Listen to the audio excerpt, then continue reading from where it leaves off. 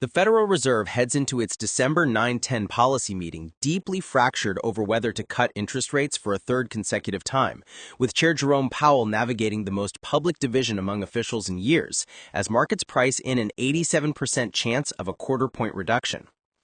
The central bank finds itself split between officials prioritizing a cooling labor market and those focused on inflation that remains stubbornly above the Fed's 2% target.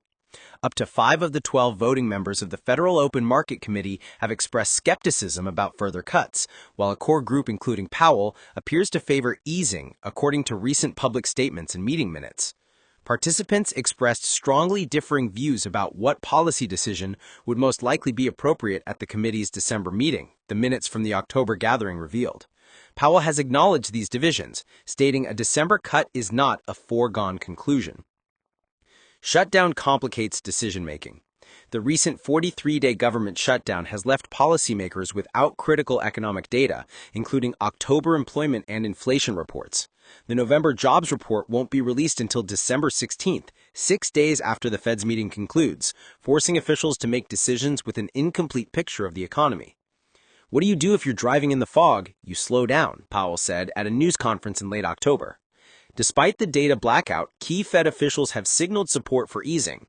New York Fed President John Williams, who serves as FOMC vice chair, said last week the central bank has room for a further adjustment in the near term to move policy closer to neutral. Fed Governor Christopher Waller, considered a potential successor to Powell, also backed a December cut, citing labor market weakness. Historic division looms. The disagreement could produce multiple dissents at next week's meeting, a rarity for an institution known for consensus building. The FOMC hasn't seen 3 or more dissents since 2019. At the October meeting, the Fed recorded 2 dissents. Governor Stephen Miron preferred a half-point cut, while Kansas City Fed President Jeffrey Schmidt wanted no cut at all. The division extends beyond the immediate decision to fundamental disagreements about where rates should ultimately settle.